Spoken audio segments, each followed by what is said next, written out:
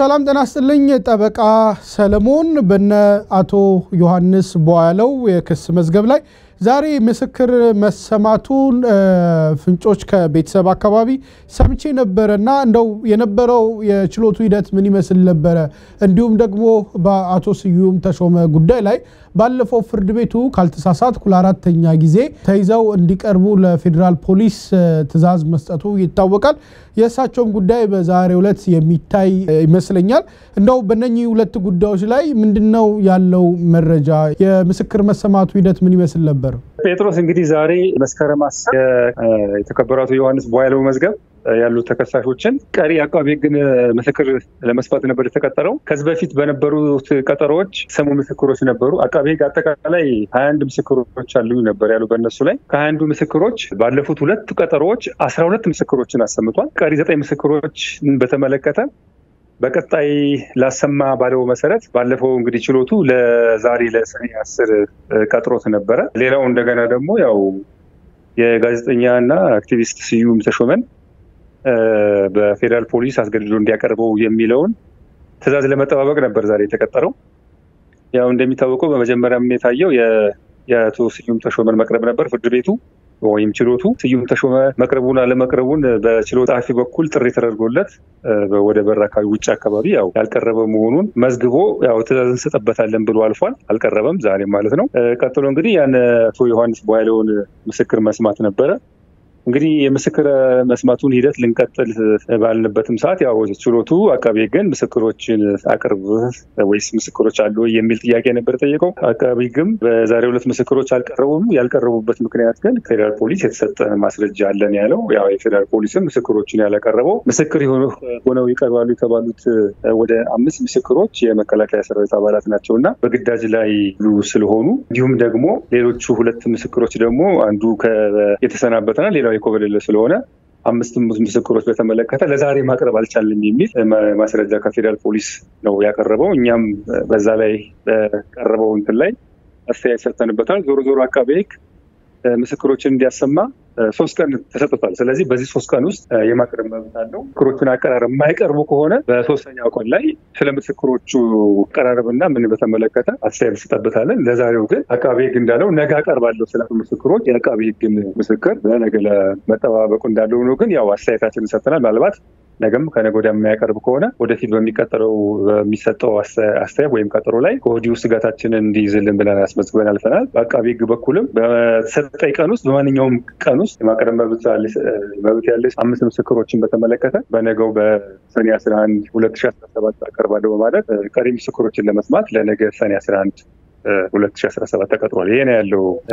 ምናልባት ጠበቃ ሰለሞን ከዚህ በፊትም አቃቤ ህግ ምስክሮቼ በግዳጅ ላይ ስለሆኑ ማቅረብ አልቻልኩም ማለቱ ይታወሳልና በእንደዚህ ያለ መንገድ የተከሳሾች ህጋዊ መብት እየተጣሰና አሁንም ምክንያቱም እነሱ የመንቀሳቀስ የመስራት በነፃ የመዛወር መብታቸው ተገድቦ በማረሚያ ቤት ውስጥ ሆኖ ነው ክሳቸውን እየተከታተሉ ያሉትና አቃቤ እነኚህን ነገሮች ምናልባት በዚህ መልኩ ያለውን ህጋዊ ክፍተት በመጠቀም የማጉላላት ነገር እየፈጸመ ነው ተብሎ ሊወሰድ አይችልም ምንድነው የናንተ ሙያዊ አስተያየት ይሄ አሁን ያልከውን ነገር በተመለከተ ተከሳሾቹም በችሎት አንስተዋል እየተደረገ ያለው እኛን ለረጅም ጊዜ ለማቆየት ሆን ተብሎ የተደረገ ነው እንጂ እንዴት አቃቤ በተሰጠው ጊዜ ውስጥ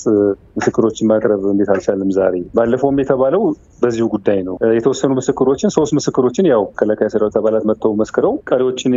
በግዳጅ ላይ ስለሆኑ በቀጣይ ያሰማለው ነው ያለውና ዛሬም ይሄንን ምክንያት ነው የሚያቀርበው እና የተፋጠነ ፍትህ የማግኘት መብታችን ተጥሷል ፍትህን ቶሎ የማግኘት መብታችን በሚገባ በከሳሻችን በኩል እየተጣሰ ነው ስለዚህ ይሄ ሆን ተብሎ የተደረገ ነው ብለው ተከሳሾቹ አቀርበዋል ዞሮ ግን እንደ ህግ አስተያየት እንደ ህግ ባለሙያ ያው ምስክር የማይቀርብ ከሆነ ምስክር ያልቀረበበትን ምክንያት ፍርድ ቤቱ ነው የሚመረምረው ተገቢ ነው አይደለም የሚለውን ፍርድ ቤቱ ነው የሚመረምረው እንዲሁም ፍርድ ቤቱ ሲመረምር ግን ተከሳሾች በኩል ማለትም በተከሳሾች ጠበቆች በኩል የሚቀርበውን አስተያየትና እንዲሁም ደግሞ አቃቤ ህግ በሚሰጠው መልስ ተንተርሶ የሁለቱን አስተያየት ከሰማ በኋላ በዛ ላይ ብይን የሚሰጠው ፍርድ ቤቱ ነው ያው የሰነ ስርዓት ጉዳይ ነው ሰነ ስርዓት ህጉም በግልጽ እንደሚያስቀምጠው አንቀጽ 94 ላይ የቀጠሮ ምክንያቶች ተቀምጠዋል እንግዲህ የምስክር አለመቅረብ የቀጠሮ ምክንያት ነው ግን የቀጠሮ ምክንያት ነው ሲባል ግን ምስክር ስላልቀረበ ብቻ ተረጋጋሚ ቀጠሮ ይሰጣል ማለት አይደለም ወይም ደግሞ ምስክር ስላልቀረበ ብቻ ወዲያውኑ መዝገቡ ይዘጋል ማለት አይደለም። ባላንስ ነው የሚያደርገው። ግን እዚህ ላይ ትልቅ ሚና የሚጫወተው ምንድነው? በአቃቤ ሕግና የሚቀርበው ማስረጃና ጠበቆች በኩል የሚቀርበው ሪዝን ነው እና እንዲሁም በመሀል በችሎቱ የሚሰጠው ብይን በተመለከተ ነው። አሁን ባልከው ጉዳይ ላይ በተመለከተ ግን ተከሳሾቹ ለችሎቱ ሲያሳስቡ ነበር። ይሄ ሆን ተብሎኛል ለማጉላላትና ተደረገ ነው፣ ረጅም ጊዜ ለማቆየት ነው፣ እንደገና ደግሞ የተፋጠነ ፍትህ እንዳናገኝ የተፋጠነ ፍትህ የማግኘት መብታችንን የሚጣረስ ነው በማለት ለችሎቱ ይህንን ተከሳሾች ማን ተምትለውን ብለዋል። ምናልባት የመጨረሻ ጥያቄ ጠበቃ ሰለሞን ባለፈው ቃለ መጠይቃችን ላይ ተከሳሾች አቤቱታ አቅርበው ነበር። በማረሚያ ቤቱ የተለያዩ መብት ጥሰቶች መፈጸማቸውን ለምሳሌ ከምግብ ፍተሻ ጋር በተያያዘ ፌዴራል ፖሊስ ድንገት በሌሊት ማረፊያቸውን መፈተሽ ነገር ከዛም ባሻገር ደግሞ ከተለያዩ ዞን ወደ ተለያዩ ዞኖች እንዲዘዋወሩ በማድረግ አካላዊም ስነ ልቦናዊም ጫና እንዲደርስባቸው እየተደረገ እንደሆነ አቤቱታ አቅርበው ነበር። በሱ ጉዳይ ላይ የተሰጠ ወይም የተላለፈ ውሳኔ አለ ወይም ደግሞ ማረሚያ ቤቱ ቀርቦ ለችሎቱ ያስረዳበት ሁኔታ አለ በዚህ ጉዳይ? አዎ ባለፈው እንግዲህ በጽሁፍ ለችሎቱ ቀርቦ ነበር። ያው የዚህ ማረሚያ ቤቱን ፍተሻ በተመለከተ የምግብ አፈታተሹን በተመለከተ እንዲሁም ደግሞ ቤተሰብን የሚፈተሹበት ሁኔታ በተመለከተ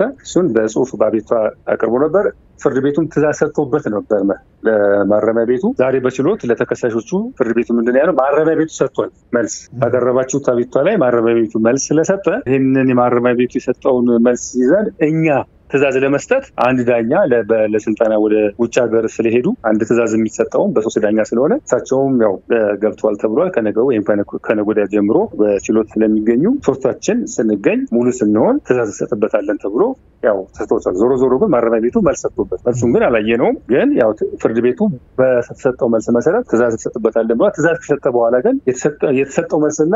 የተሰጠውን ትዕዛዝ ያው ተከሳሾቹ ያውቃል ሊነገራቸዋል ብለን እንጠብቃለን በሚቀጥሉት ቀናት። አመሰግናለሁ ጠበቃ ሰለሞን። በእነ አቶ ዮሐንስ ቧያለው የክስ መዝገብ ላይ የምስክሮች መስማት ሂደትንና እንዲሁም አቶ ስዩም ተሾመን ለፍርድ ቤት መቅረብ አለመቅረብ ጉዳይ ላይ ለሰጠን ሙያዊ አስተያየት እጅግ አድርገን እናመሰግናለን። መልካም ቀን ይሁንልን። እሺ እኔም አመሰግናለሁ።